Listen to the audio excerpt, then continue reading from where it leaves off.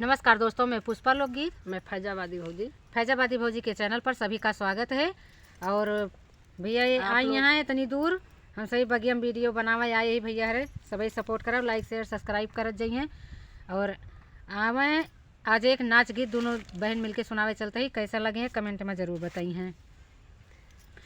के लई है बालम उधारी हो, बालम चिति से उतरी गए। के लई है बालम उधारी हो, बालम चिति से उतरी गए। हम तो कहन जाओ खेल कूदियाओ, हम तो कहन जाओ खेल कूदियाओ। फोड़ी आए अपन कपार हो, बालम चिति से उतरी गए। फोड़ी आए अपन कपार हो, बालम चिति से उतरी गए। के लई है बालम उधारी हो, बालम चिति से उतरी गए। हम तो कहन जाओ खेत गोड़ियाओ, हम तो कहन जाओ खेत गोड़ियाओ। गोड़ियाए आंगन दुआरे हो, बालम चिति से उतरी गए।